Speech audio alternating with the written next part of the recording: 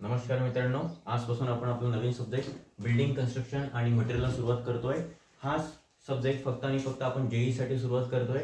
जेईच्या सगळ्या एक्झाम ज्या काही पेंडिंग एक्झाम आहे, ज्या काही अपकमिंग एक्झाम आहे, या सगळ्या एक्झाम या सब्जेक्ट मध्ये कव्हर होऊन जातील। ओके, बिल्डिंग कन्स्ट्रक्शन आणि मटेरियलचं दुसरं वाचायची गरज पडणार नाही। यासाठी कोणत्या एक्झाम आहे ज्यामध्ये हा मोस्ट प्रोबेबली सब्जेक्ट आहे आणि मोस्ट थिअरॉटिकल सब्जेक्ट आहे, ते राहील आपली सगळ्यात पहिली एक्झाम जे आता होणार आहे ती आहे टीपीए टाउन प्लॅनिंग असिस्टंट। यानंतर अपकमिंग येणारी एक्झाम पीडब्ल्यूडी, त्यानंतर WRD water resource department exam, water conservation department exam आणि एसएससी जेई जे ऑगस्ट महिन्यामध्ये एसएससी जेई ची डेट आलेली आहे। आय थॉट 27 ऑगस्टचा पेपर आहे आणि तुम्ही जर बघितलं असेल एसएससी जेईच्या प्रिलिम मध्ये जो 100 मार्काचा पहिला टेक्निकल सब्जेक्ट असतो, आपला टेक्निकल पेपर असतो, त्या 100 पैकी मोस्ट प्रोबेबली मागच्या वेळेस जर आपण थोडं अनालिसिस केले तर त्यामध्ये जवळपास 17 मार्काचा फक्त आणि फक्त बिल्डिंग मटेरियल होता आणि कन्स्ट्रक्शन होता। ओके, तो हा एक आपला जो रेग्युलर सब्जेक्ट आहे ज्यामध्ये स्कोरिंग सब्जेक्ट आहे, आपल्याला स्कोर करायला फार इझी जातं, त्या सब्जेक्टला आपण आजपासून सुरुवात करतो आहे। आणि येणाऱ्या सगळ्या एक्झाम पीडब्ल्यूडी ची एक्झाम आहे, वॉटर रिसोर्स डिपार्टमेंट आहे, टीपीए जी टीपीए ची आपली 29 मे ला एक्झाम आहे, या सगळ्या एक्झाम मध्ये सुद्धा या सब्जेक्टचं वेटेज दिलेलं आहे। चला आता करूया आपण या सब्जेक्टचं। सगळ्यात पहिले आपण इंट्रोडक्शनला सुरुवात करूया। यामध्ये सिलेबस जो आपल्याला दिलेला आहे बिल्डिंग कन्स्ट्रक्शन मध्ये ओव्हरव्ह्यू ऑफ बिल्डिंग कंपोनंट सगळ्यात पहिला आपल्याला क्लिअर करायचा आहे। ओव्हरव्ह्यू जे काही त्याच्यामध्ये इंट्रोडक्शन राहील ते आपण कव्हर करूया। त्यानंतर कन्स्ट्रक्शन ऑफ सबस्ट्रक्चर जे काही कन्स्ट्रक्शन राहतील, जे काही प्लिंथ लेवलच्या खालच्या कन्स्ट्रक्शन जे काही आपलं राहतील त्यामध्ये आपण सगळ्या गोष्टी कव्हर करूया। फाउंडेशन राहतील। ओके, त्यानंतर कन्स्ट्रक्शन ऑफ सुपरस्ट्रक्चर मध्ये ब्रिक मॅसनरी, स्टोन मॅसनरी जे काही राहतील त्याचं बांधकाम, त्यांचं कन्स्ट्रक्शन, त्यांच्या बॉन्डिंग कशा असतात, ब्रिक मॅसनरीची बॉन्डिंग कशी करायची, स्टोन मॅसनरीची बॉन्डिंग कशी करायची, या सगळं आपण यामध्ये कव्हर करूया। त्यानंतर बिल्डिंग कम्युनिकेशन अँड व्हेंटिलेशन। आता ज्यावेळेस आपलं स्ट्रक्चर झालंय, सबस्ट्रक्चर पण झालंय, सुपरस्ट्रक्चर पण झालंय, तर त्यामध्ये कम्युनिकेशन करायचंय। कम्युनिकेशन असतात दोन, पहिलं असतं हॉरिझॉन्टल कम्युनिकेशन आणि सेकंड असते व्हर्टिकल कम्युनिकेशन। हॉरिझॉन्टल कम्युनिकेशन साठी आपण जे व्हरांडा, पॅसेज वगैरेचा यूज करतो त्याची सगळी डिटेलिंग आपण यामध्ये करणार आहे। आणि व्हर्टिकल कम्युनिकेशनची सगळी डिटेल जसे की स्टेअरकेस असतं, एस्केलेटर असतं, लिफ्ट असतं, या सगळ्यांची इन्फॉर्मेशन आपण यामध्ये घेणार आहे। ओके, त्यानंतर बिल्डिंग फिनिशेस हा पण टॉपिक खूप इम्पॉर्टंट आहे। बिल्डिंग फिनिशेस म्हणजे आता आपलं कम्युनिकेशन वगैरे सगळे पॅरामीटर्स झालेले आहे। आता फिनिशिंग म्हणजे काय, फॉर एक्झाम्पल तुम्ही स्टोन मॅसनरी बांधली आहे, ब्रिक मॅसनरी बांधली आहे, तर याला जे काही प्लास्टरिंग करायचं आहे, प्लास्टरिंग राहील, पेंटिंग राहील, पण पॅरागेटिंग राहील। ओके, हे सगळे जे टॉपिक आहे ते आपल्याला बिल्डिंग फिनिशेस मध्ये कव्हर करायचे आहे। आणि लास्ट इज तुमचं सगळं स्ट्रक्चर बांधलेलं आहे, पण प्रत्येक स्ट्रक्चरचा एक युटिलिटी पिरियड असतो, एक लाईफ स्पॅन असतो, एक ड्युरेबिलिटी असते। जशी आरसीसी स्ट्रक्चरची आपण मोस्ट प्रोबेबल लाईफ 49 इयर्स घेत असतो, ओके, इंडियन स्टँडर्ड नुसार। तर प्रत्येक वर्षानंतर, काही वर्षानंतर 10 वर्षानंतर होईल, 15 वर्षानंतर होईल, तुमच्या स्ट्रक्चरमध्ये काहीतरी डिफेक्ट्स येतील, काही क्रॅक्स येतील, त्यांना रिपेअर करावं लागेल। त्यांना रिपेअर करण्यासाठी आपल्याला बिल्डिंग मेंटेनन्सची इन्फॉर्मेशन घ्यावी लागतील। कोणते डिफेक्ट्स आपल्याला कसे सॉल्व्ह करायचे, कसे सॉल्व्ह करावे असतात, क्रॅक्स किती फॉर्म असतात, क्रॅक्सचे प्रकार किती, ओके, हे सगळे इन्फॉर्मेशन आपल्याला यामध्ये घ्यायची आहे। असे आपल्याला 6 चॅप्टर यामध्ये एका सब्जेक्ट मध्ये आपल्याला कव्हर करायचे आहे। ओके, आपण बघूया आता ओव्हरव्ह्यू ऑफ बिल्डिंग कंपोनंट। जो आपला फर्स्ट चॅप्टर आहे यामध्ये तो ओव्हरव्ह्यू ऑफ बिल्डिंग कंपोनंट राहील। त्यामध्ये आपल्याला बघायचं आहे क्लासिफिकेशन ऑफ बिल्डिंग किती प्रकारचे असतात, त्यामध्ये कसे क्लासिफिकेशन केलं आहे, त्यासाठी कोणता नॅशनल कोड वापरायचा आहे। त्यामध्ये आपल्याला पार्ट 2005 हा नॅशनल कोड वापरायचा आहे। याच्यामध्ये थोडं इरेज झालेला आहे, हा 2005 आहे। ओके, 2005। ओके, त्यानंतर किती प्रकारचे बिल्डिंग असतात, किती प्रकारचे स्ट्रक्चर असतात। आपल्याकडे 3 स्ट्रक्चर आपण यूज करतो, पहिलं load bearing structure, second frame structure आणि third is composite structure. Composite structure is the combination of frame structure as well as load bearing structure. त्यानंतर बिल्डिंग कंपोनेंट्स जर आपण बघितलं तर बिल्डिंग कंपोनेंट्स आणि त्याचे फंक्शन्स काय राहतील आपल्याला ते बघायचे आहे। सब स्ट्रक्चर मध्ये काय बघायचं आहे, फाउंडेशन बघायचं आहे, प्लिंथ बघायचं आहे आणि प्लिंथ फिलिंग सुद्धा बघायचं आहे। त्यानंतर सुपर स्ट्रक्चर मध्ये आता तुमचं प्लिंथ आणि फाउंडेशन झालेलं आहे। त्यानंतर तुम्हाला वॉल्स, पार्टिशन वॉल्स, जर वॉल्स आणि पार्टिशन वॉल जर लोड बेअरिंग स्ट्रक्चर असेल तर ते लोड घेतात म्हणून त्याला आपण आउटर वॉल्स म्हणतो। आणि पार्टिशन वॉल जे आपण फ्रेम स्ट्रक्चर मध्ये टू अवॉइड पार्टिशन आपण पार्टिशन करण्यासाठी जे वापरतो तर पार्टिशन वॉल। त्यानंतर कॅव्हिटी वॉल, त्यानंतर sill, lintel, doors and windows, floor, mezzanine floor, roof, column, beams, parapet, या सगळ्यांचा आपण अभ्यास करणार आहे बिल्डिंग कंपोनंट्स मध्ये। ओके, त्यानंतर नेक्स्ट बघायचं झालं तर कन्स्ट्रक्शन ऑफ सबस्ट्रक्चर मध्ये आता आपल्याला काय करायचं आहे, सबस्ट्रक्चर म्हणजे फाउंडेशनच्या खाली, प्लेनच्या खाली जे काही आपल्याला बांध करायचं आहे त्याच्यामध्ये आपल्याला काय काय करायचं आहे. सगळ्यात पहिले आपण करतो जॉब लेआउट. कोणतंही जर आपल्याला कन्स्ट्रक्शन करायचं आहे, स्ट्रक्चर करायचं आहे, त्यामध्ये आपल्याला लेआउट करणं फार इम्पॉर्टंट आहे. त्या लेआउट मध्ये आपण साईट क्लिअरन्स आधी जाऊन आपण सर्वे वगैरे करतो, जे काही आपल्याला प्रॉब्लेम्स असतील त्यावरती आपण सोल्युशन काढून त्याला अवॉइड करतो. त्यानंतर प्रिपेरिंग ऑफ जॉब लेआउट, त्यानंतर layout for load bearing structure, frame structure by centre line method or any face line method. Okay, त्यानंतर त्यावरती होणारे प्रिकॉशन्स कोणते कोणते आपल्याला घ्यावे लागतील, जे कोणते आपण साईट क्लिअर करू, लेआउट टाकू त्यावेळेस आपल्याला कोणते कोणते प्रिकॉशन घ्यावे लागतील ते आपण जॉब लेआउट मध्ये शिकणार आहे. त्यानंतर अर्थवर्क म्हणजे आता आपल्याला एक्सकॅव्हेशन करावं लागेल. जर आपल्याला फाउंडेशन बनवायचं तर आधी एक्सकॅव्हेशन स्ट्रॉंग बनावं लागेल, फाउंडेशन मजबूत तर आपलं स्ट्रक्चर मजबूत. ओके, त्यानंतर excavation of foundation, timbering and shuttering, earthwork for embankment, material for plinth filling, tools and plant use for earthwork. एवढा सगळ्यांचा अभ्यास आपल्याला या अर्थवर्क मध्ये करावा लागेल. त्यानंतर फाउंडेशन सगळ्यात important. Foundation is very important. जर बिकॉज हे फाउंडेशन फार स्ट्रॉंग असेल तरच आपलं स्ट्रक्चर स्ट्रॉंग राहतील. ज्याला फाउंडेशन समजलं त्याला स्ट्रक्चर समजायला फार इझी जातं. ओके, त्यानंतर फाउंडेशन मध्ये आपल्याला बघायचं आहे फंक्शन्स ऑफ फाउंडेशन. काय काय फंक्शन्स असतात फाउंडेशनचे, सेटलमेंट होणं देणे. ओके, हे सगळे आपल्याला फंक्शन्स ऑफ फाउंडेशन मध्ये बघायचे आहे. टाइप्स ऑफ फाउंडेशन, कोणते कोणते टाइप्सचे फाउंडेशन असतात, shallow foundation, step foundation. Okay, त्यानंतर wall footing, combine footing, isolated footing, grillage foundation असतं जे स्टील साठी आपण मोस्ट प्रोबेबली यूज करतो, ग्रिलेज फाउंडेशन. या सगळ्या प्रकारचे फाउंडेशन आपल्याला फाउंडेशन या चॅप्टर मध्ये बघायचे आहे. ओके, त्यानंतर नेक्स्टली कन्स्ट्रक्शन ऑफ सुपरस्ट्रक्चर. आता आपलं फाउंडेशन बनलेलं आहे स्ट्रॉंग, आता आपलं फाउंडेशन झालेलं आहे. ओके, तुम्ही फाउंडेशन एकदम स्ट्रॉंग बांधलेलं आहे. आता या फाउंडेशन वरती तुम्हाला करावं लागेल ऍक्च्युअल स्ट्रक्चर जे तुम्ही राहणार आहे. ओके, तर यामध्ये आपल्याला सुपरस्ट्रक्चर करतात स्टोन मॅशनरी. आता आपण जनरली स्टोन मॅशनरी वापरत नाही, बट आपण आधी वापरलेली आहे त्यामुळे त्याचा अभ्यास करणं पण आपल्याला इम्पॉर्टंट आहे. ओके, स्टोन मॅशनरी मध्ये आपल्याला काय काय बघायचं आहे. Stone masonry terms use in stone masonry. Stone masonry जर तुम्ही करताय तुम्हाला त्याचे कोणत्या कोणत्या टर्मिनॉलॉजीज आहे त्या माहिती असणं फार इम्पॉर्टंट आहे. For example facing, backing, hearting, through stone, corner stone, cornices आपण ऍस्पेक्ट चांगलं करण्यासाठी म्हणजे कोणतं डेकोरेटिव्ह ऍस्पेक्ट असतं त्याला इम्प्रूव्ह करण्यासाठी कॉर्नायसचा उपयोग करतो, त्याचा पण अभ्यास आपल्याला यामध्ये करायचं आहे. त्यानंतर स्टोन मॅशनरी पासून जर तुम्ही मॅशनरी बनवत आहात तर टाइप ऑफ स्टोन कोणता यूज करायचा, what are the preferable types of stone to be use in stone masonry, त्याचा पण अभ्यास आपल्याला यामध्ये करावा लागतील. त्यानंतर रबर मॅशनरी,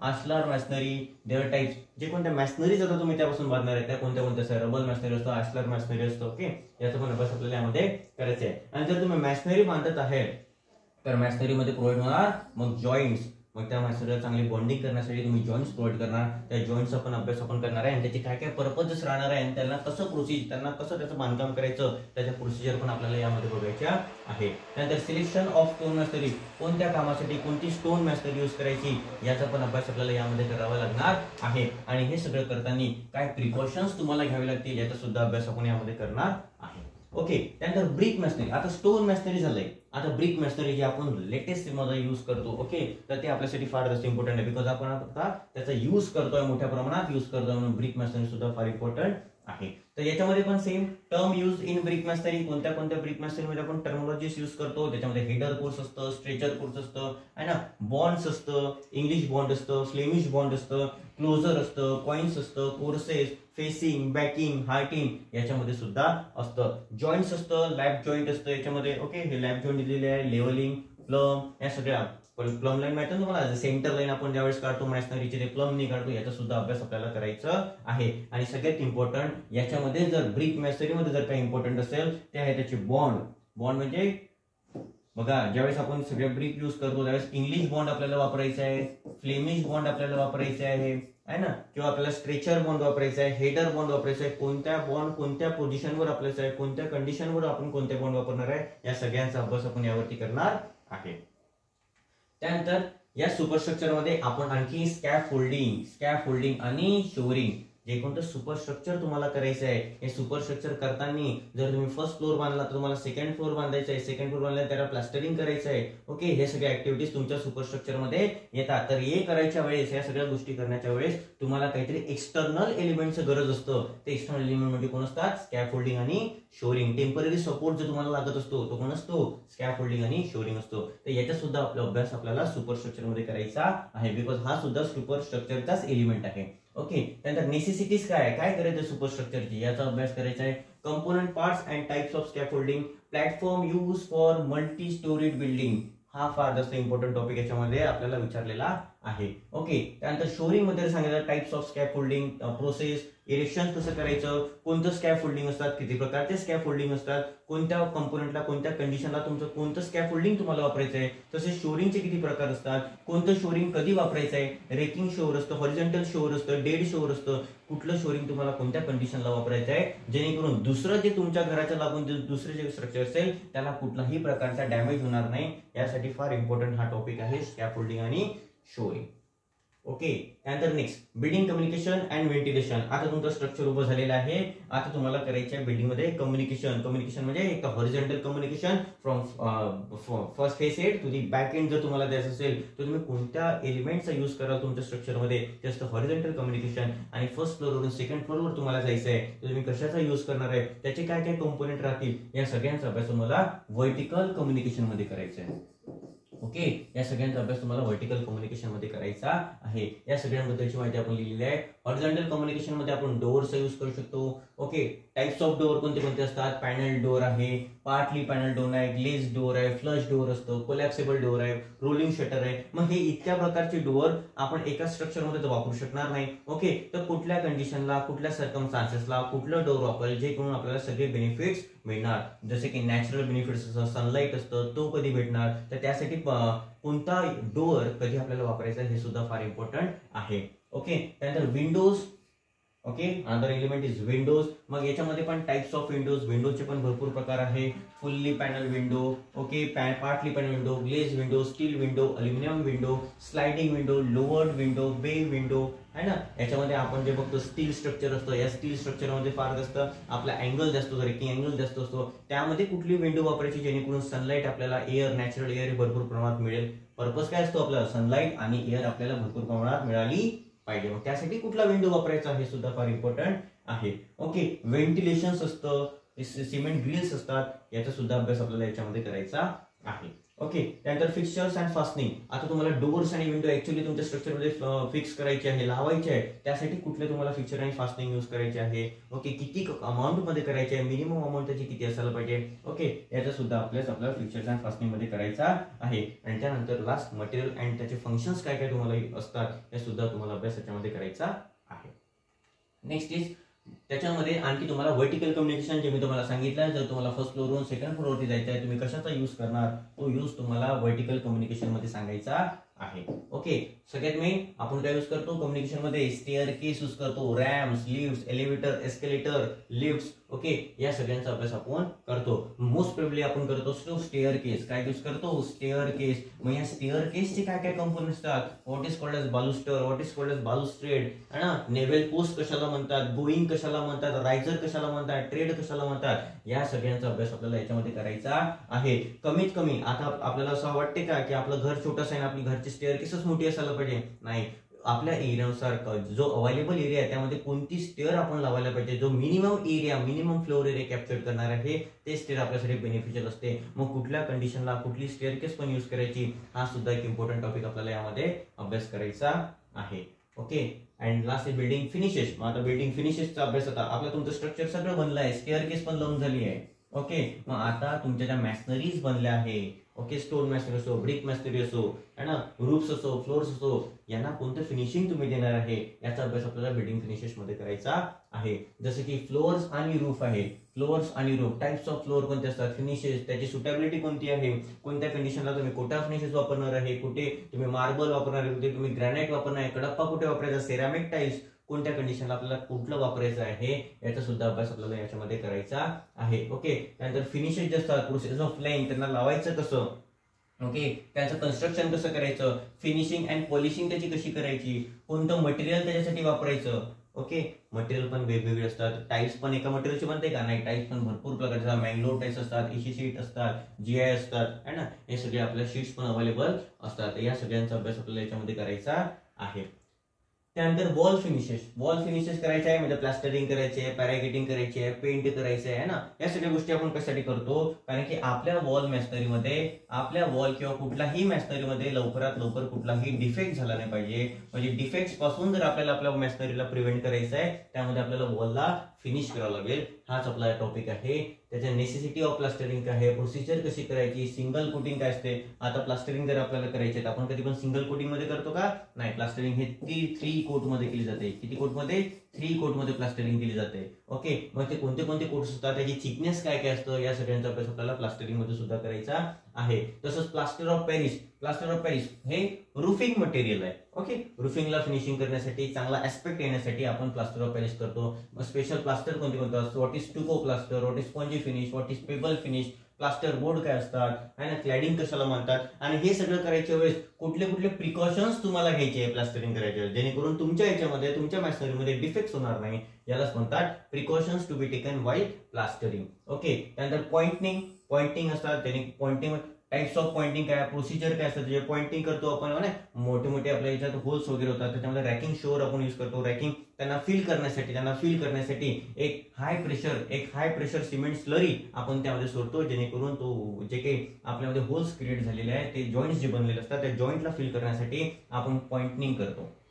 बरोबर आहे. मग त्याचे काय काय प्रोसिजर आहे, त्याचे कोणते कोणते टाइप्स असतात, है ना, या सगळ्यांचा अभ्यास आपल्याला या पॉइंटिंग मध्ये करायचा आहे. आणि त्यानंतर या सगळ्यांच्या अप्लिकेशन्स आपल्याला कुठे करायचे आहे आणि कुठल्या कंडिशनला कुठलं सिलेक्शन आपल्याला या सगळ्यांचं करायचं आहे. हे आहे वॉल फिनिशेस, बिल्डिंग फिनिशेस बद्दल. आणि लास्ट मी तुम्हाला सांगितलं होतं, कुठलेही स्ट्रक्चर बनल्यानंतर कुठल्याही स्ट्रक्चरला, कुठल्याही इक्विपमेंटला म्हणा, आपल्याला मेंटेनन्सची फार जास्त गरज असते. जर तुम्ही प्रॉपर मेंटेनन्स तुमच्या स्ट्रक्चरला, तुमच्या इक्विपमेंटला दिलेलं नाही, कुठल्या एलिमेंटला दिलेलं नाही, तर तुमच्या स्ट्रक्चरची ड्युरेबिलिटी कमी होते. जर तुम्हाला तुमच्या स्ट्रक्चरची ड्युरेबिलिटी वाढवायची असेल, त्याला तुम्हाला प्रॉपरली मेंटेनन्स करणं आहे. बिकॉज तुम्हाला माहिती आहे, कधी पण तुमचं स्ट्रक्चर बनल्यानंतर जे हायड्रेशन होत असते, हायड्रेशन कोणामध्ये होते, सिमेंट कॉन्क्रीट स्ट्रक्चर मध्ये जे हायड्रेशन प्रोसेस होत असतात, या हायड्रेशन प्रोसेस मधून हीट भरपूर प्रमाणात बाहेर निघत असते. आणि यामुळे तुमच्या स्ट्रक्चरमध्ये, तुमच्या प्लास्टरिंग मध्ये सुद्धा क्रॅक होण्याचे चान्सेस जास्त असतात. मग या क्रॅक झाल्यानंतर त्या क्रॅक कशा ओळखायच्या, कोणती क्रॅक असते ती, ओके, मग ती क्रॅक आल्यानंतर त्याला मेंटेनन्स कसं प्रोव्हाइड करायचं, हा सगळा अभ्यास आपल्याला या क्रॅक्स मध्ये करायचा आहे. कोणते कोणते कॉजेस असतात ज्यामुळे क्रॅक्स येऊ शकतात. ओके, त्यानंतर सेटलमेंट ऑफ फाउंडेशन मध्ये सुद्धा प्रॉब्लेम येऊ शकतात. मग त्या फाउंडेशन मध्ये आपल्याला तुम्हाला कसं तुम्हाला डिफेक्ट सॉल्व्ह करता येईल, मेंटेनन्स प्रोव्हाइड करता येईल, है ना. त्यानंतर डिमोलिशन अँड नेसेसिटी, डिमोलिशन करायची गरज आहे. मेथड्स ऑफ डिमोलिशन, एखादं स्ट्रक्चर आहे त्याचा युटिलिटी पिरियड संपलेला आहे ऑलरेडी, ओके, तरी पण तुम्ही मेंटेनन्स करत राहाल, it is not possible. Okay, मग तुम्हाला काही वेळानंतर त्याला डिमोलिश करायची सुद्धा गरज पडणार. मग तुम्ही ते डिमोलिशनची मेथड कोणती वापरणार, अशी मेथड तुम्हाला वापरायला लागेल, जेणेकरून तुमच्या बाजूच्या स्ट्रक्चरला कुठलाही डॅमेज होता कामा नये. ओके, मग त्याच्या कोणत्या मेथड्स आहे, कोणती मेथड्स तुम्ही कोणत्या कंडिशनला वापरणार आहे, याचा सुद्धा तुम्हाला अभ्यास करावा लागणार. हा सगळा अभ्यास आपण याच्यामध्ये करू. त्यानंतर वॉटरप्रूफिंग जनरली तुम्हाला माहिती आहे, फाउंडेशन मध्ये आपण ग्राउंड लेवलच्या वरती एक प्लिंथ लेवल प्रोव्हाइड करत असतो. बरोबर आहे. त्या प्लिंथ लेवल डीपीसी आपण म्हणतो ना, plinth level should be provided in DPC, that is dam proof course. Okay, म्हणजे काय रे, ते अंडरग्राउंड वॉटर आहे, underground water capillary action through तुमच्या स्ट्रक्चर मध्ये येता कामा नये. तुमच्या स्ट्रक्चर मधून त्याला प्रिव्हेंट करण्यासाठी तुम्ही या प्लिंथ लेवलवरती डीपीसी प्रोव्हाइड करता, म्हणजे वॉटर प्रूफिंग लेअर टाकता. कारण की जर स्ट्रक्चर मध्ये पाणी आलं तर तुमच्या स्ट्रक्चरची ड्युरेबिलिटी कमी होणार. या सगळ्या गोष्टी आपल्याला वॉटरप्रूफिंग मध्ये अभ्यास करायचा आहे. काय त्याची नेसेसिटी आहे, काय त्याचे इम्पॉर्टन्स ऑफ मटेरियल, कोणते मटेरियल तुम्हाला वापरायचे आहे वॉटरप्रूफिंगसाठी, हा सगळा अभ्यास आपण वॉटरप्रूफिंग मध्ये करणार आहे. ओके, नंतर कोटिंग काय असतं, कन्व्हेन्शनल वॉटरप्रूफिंग काय असतं, हे जे काही सगळे आता ट्रेडिशनल मेथड्स आलेल्या वॉटरप्रूफिंगच्या, याचा सुद्धा अभ्यास आपण यामध्ये करूया. Okay, thank you.